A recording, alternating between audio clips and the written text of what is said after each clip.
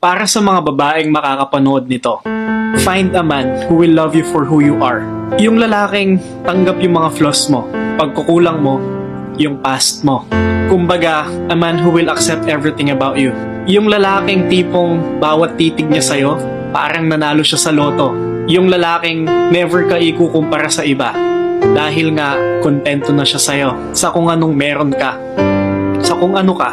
And of course, proud siya na meron siyang isang babaeng tulad mo na minamahal siya ng lubos.